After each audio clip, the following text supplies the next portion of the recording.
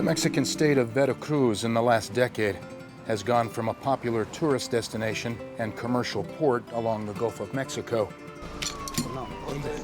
to one of the most violent places in the Western Hemisphere. Drug gangs and other criminals operating with impunity here, resulting in one of Mexico's highest murder rates.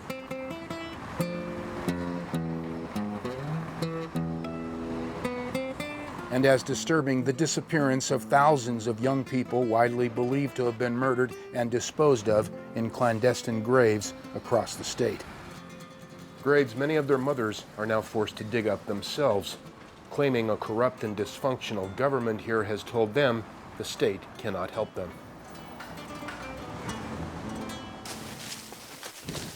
These two mothers in northern Veracruz got a tip several months ago that here in these woods they might find their missing sons, or they say perhaps more accurately, the remains of their murdered sons. Here at what is described as a death camp, littered with bones and articles of clothing. A death camp where victims were said to be herded into rooms in this ranch house and tortured. Their killers said to invite associates over to watch the murders go down for sport, gathering around the house with drinks, whiskey, as one might watch roosters fight in a pit during a cockfight, hence the nickname of this place, La Gallera, the cockpit. De la Gallera. All of this on the grounds of a small ranch in the town of Tijuatlan, Veracruz. Murders taking place here seemingly right under the nose of everybody in town. For example, just down the road from where local high school students attend school, and near a popular chain hotel hosting tourists from around the world. Local police investigators, upon their initial search here, found the bodies of 5 men and a woman who had been tortured and dismembered. Their body parts found in several shallow graves around the property. Aquí está la huella que se presume de una mano. Inside this ranch house are what appear to be bloody handprints on a wall. And out back is a large oven that mothers believe may have been used to incinerate the bodies of an untold number of other murder victims here. CGTN is the first foreign television network to arrive here, with local Veracruz journalist Miguel Angel León. The mothers think that victims may have been burned in this oven. Las madres quieren que se investigue lo que tenemos frente a nosotros, que es un horno del tamaño de la mitad de una recámara. Está atestado de ceniza y bueno, como pueden ver, hay presencia de moscas que persiguen olores nauseabundos. Entonces, hay cenizas aquí que las madres quieren que se procesen. The mothers want any bone fragments found in the ashes examined for DNA, as well as an examination of other bones scattered around the property. And they are asking for a much wider search across the entire ranch here in hopes of finding their sons. However, authorities, not long after beginning their investigation here, abruptly suspended the search for more bodies and quickly left the area, refusing to tell mothers or local journalists why. So these moms continue looking for their sons themselves. Sneaking here, they say, at odd hours, hoping the killers that operated here in the past won't return to find them here. It's why they've asked that their identities not be revealed. They come here with no security or backup. They say we can stay no longer than 30 minutes, acutely aware of the risk they are taking. Recalling, for example, what happened recently to Miriam Rodriguez Martinez in the neighboring state of Tamaulipas, after her investigation of the murder of her daughter led to the capture and conviction of members of a drug gang here known as the Zetas. The same men, authorities say, escaped from prison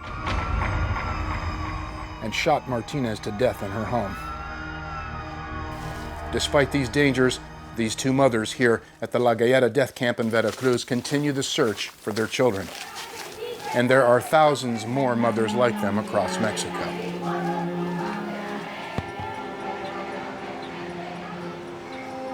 The Mexican government acknowledges that an estimated 26,000 young men and women have disappeared across Mexico in the last decade. In Veracruz alone, more than 2,100 people have been reported disappeared since 2006. Veracruz state authorities, as well as federal authorities across Mexico, label many of the disappeared as drug traffickers or other criminals.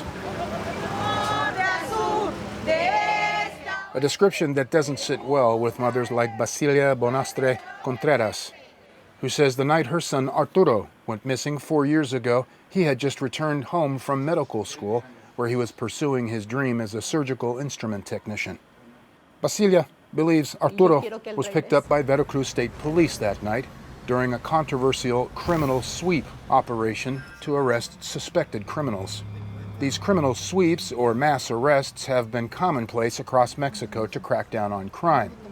And it has been widely reported that drug cartels in Mexico are said to routinely pay local and state police officers to drive around and arrest rivals or enemies during these so-called criminal sweep operations. Some police officers themselves accused of murdering the people they pick up, or handing them over to be murdered by drug gangs.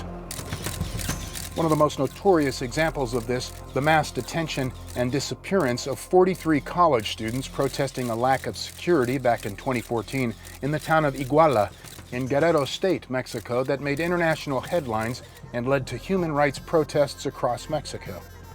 A federal investigation determining the students' disappearance was masterminded by a local mayor and his wife who were involved with a local drug gang. The detention of the students carried out by some members of the local, state, and federal police forces, and some members of the military. The students allegedly handed over to and murdered by the local drug gang. Mexico's President Enrique Peña Nieto, 2 years later, showing up to raise a large Mexican flag here to mark what he called a national tragedy. That his government will continue to investigate, though to this day, most of the students remain missing. Other police actions and criminal sweeps across the country have reportedly included police officers picking up other innocent young people who were simply in the wrong place at the wrong time. Innocent young men like Basilia's son Arturo in Veracruz. She believes Arturo may have been murdered to prevent him from identifying the police officers who picked him up that night. Arturo disappeared from a rural farming community tucked among fields of sugarcane here in the town of Cardel on the night of December 1st, 2012. He just returned here to his home from a long day at medical school. Arturo's mother says he cleaned up and walked out their front door to go see a friend across the street. Él fue a la casa de enfrente a buscar a su amigo y salieron juntos hacia la vuelta. Y a las 11:30 fue cuando yo le marqué por teléfono que esperaba, que ya se viniera. Dice, sí, mami, ya vamos. Yes, Mom, we're on our way. The last words she said that he had texted her. Shortly after, a neighbor came to Basilia's home to inform her Arturo and a friend named Miguel were taken away by a police patrol. Que se habían llevado unos patrullas a Arturo y a Miguel. Basilia says authorities later confirmed that there had indeed been a criminal sweep operation in her neighborhood that night. Now, 4 years later, she says authorities have yet to tell her anything about Arturo or his whereabouts.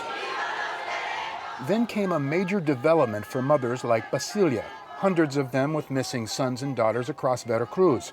It happened during a Mother's Day march here to remember the disappeared.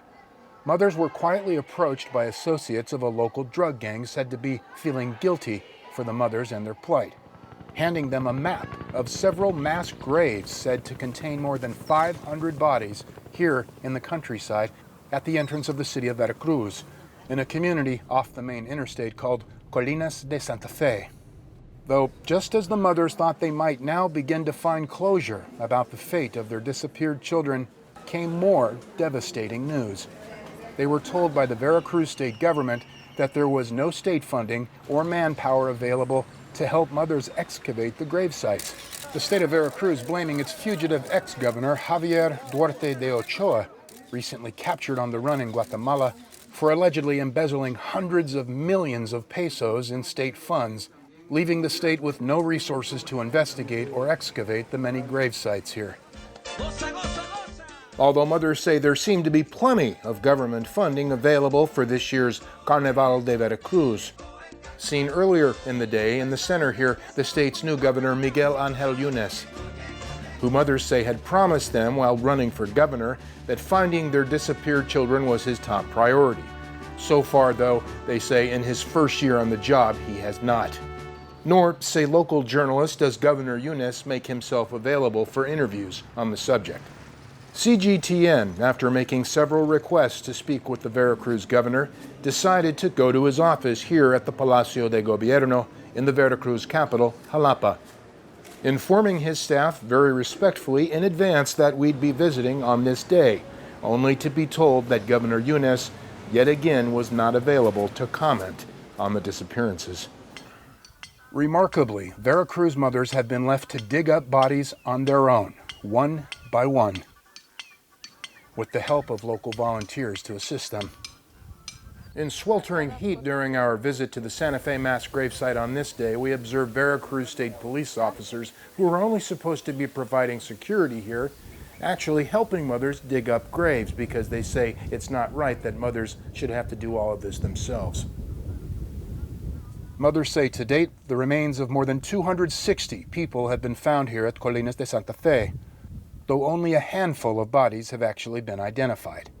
As for the snail's pace identification process, mothers have been informed that neither the state of Veracruz nor the federal government of Mexico has the crime lab facilities or forensic capabilities necessary to identify so many victims at one time, leaving mothers with an agonizing wait to learn the fate of their kids. Tired of hearing the Veracruz government tell them it wishes more could be done, but there's simply no money. No hay dinero. O sea, hay dinero para otras cosas. Y entonces nuestros hijos, ¿qué son?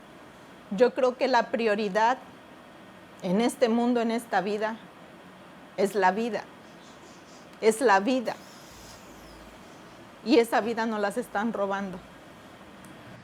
Mothers recently showed up here at the government offices of Veracruz Attorney General or Fiscalia Jorge Winkler, criticizing him for often holding what they call these nice smiling photo ops for local media, but in reality doing very little, they say, to help them find their disappeared kids. And after the meeting, Mexico's human rights chief Roberto Campa listens to one mother condemn the efforts of Mexico's federal government to help them. Pues a ustedes vienen nada más a la foto, a decirle al país que están trabajando. No, no están trabajando, porque no nos dieron ahorita ningún resultado. Venimos ilusionadas y no nos dieron nada. Y con eso del protocolo no dan nada. Disculpen. A visibly humbled Roberto Campa was then shown by mothers these images of bones and clothing found at the infamous death camp La Gallera in northern Veracruz, and told how local officials had suspended the investigation here with no explanation. Campa immediately pledged to reopen the investigation, but weeks went by with no investigation. And the government continues to report here that many of the disappeared are criminals or drug traffickers. Estrategia del gobierno, criminalizar para quitarse de encima todo el trabajo, decir que son delincuentes para no buscar. One of the most vocal critics of the Veracruz government and of Mexico's federal government is LUCIA DIAZ, leader of one of the largest groups of mothers looking for their sons and daughters in Veracruz. Lucia's son Luis, a popular DJ in Veracruz, disappeared in the summer of 2013. She regularly leads marches and protests to force the government to do something to find all of their children, as she did recently at yet another Mother's Day march in Veracruz. No hay nadie del gobierno que venga a responder. Aquí nunca. Por eso digo, estas madres sí merecen celebrar el Día de las Madres. Todas nosotras merecemos celebrar el Día de las Madres. No las que tuvieron a esos hijos, que privaron de la libertad a nuestros hijos. Estas madres que estamos aquí, nosotras sí merecemos celebrar el Día de las Madres. Amigas, celebremos el Día de las Madres diciéndole al gobierno que no cumple. Es la representación de la realidad de Veracruz.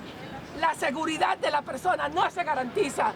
Señores, esa es la realidad. Veracruz seguro no existe. Lucia tells me that the murders of other mothers who have spoken out against criminal gangs and the government do not intimidate her. Are you or the other mothers ever afraid to speak the truth as you are? Well, I'm not afraid to speak the truth because when my son was kidnapped, the one thing they took away with him was my whatever fear I could have. Lucia DIAZ is seen as both a street fighter for moms as well as an elegant, well-respected mother routinely letting Mexican government officials know that a country with so many thousands of disappeared is an international disgrace.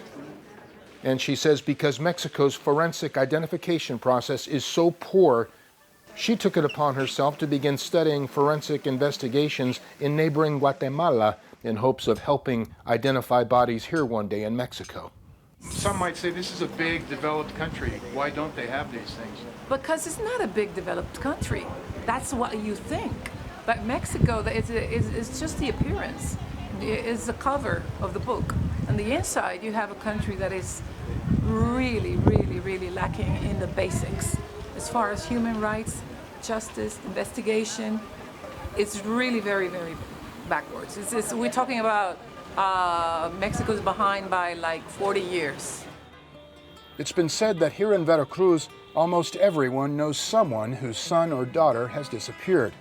For example, when this local taxi driver learns that I'm a journalist here covering the story of the disappeared, he breaks down before me, telling me about his two sons who've disappeared, including the fiancé of one of his sons.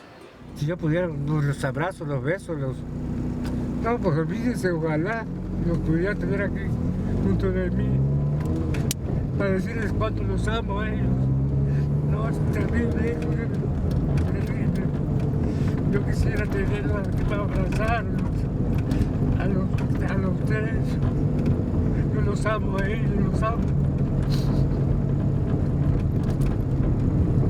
No sé qué va a pasar de mí, por eso y su mamá ahora. Estamos solos los dos. Old home videos are often all that's left.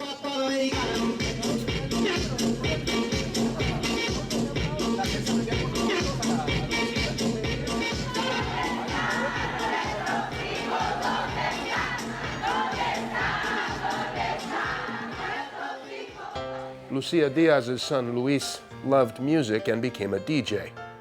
His love for music came from growing up listening to Lucia, listening to her many albums of classic rock.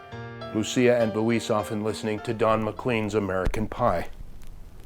A long, long time ago, I can still remember how that music used to make me smile. I feel horrible when I listen to that song. After Luis disappeared, Lucia says she could no longer listen to music. The day the music died. And for me, that's the day the music died, right then and there. It should be so easy for people to listen to music, but for me, it's excruciating. No, ¡No cumple, Yunes! ¡No cumple! Que me digan dónde están sus huesos para darles sepultura. Es lo único que les pedimos. Compañera, pase la lista, pase la lista, pase la lista. In the beginning, we were like 8 mothers. Today, hundreds more have joined Lucia here in Veracruz, and thousands more mothers have come forward to protest across the country. ¿Tienes mensaje para ella? Que la sigo esperando.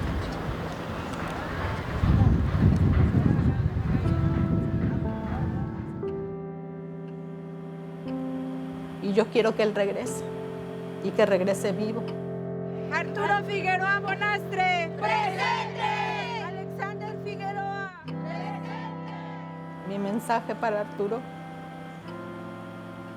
que lo amo mucho y que lo extraño mucho y que él y su hermana es lo mejor que me ha pasado en esta vida, que yo los amo a los dos y yo quiero que estemos juntos como estábamos antes.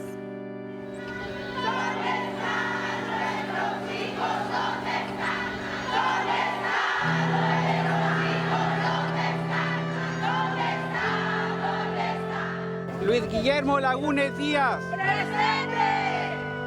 My message to my son, that he has his mom, that his mom is his forever, and that nothing nothing in this world is going to stop me from finding him.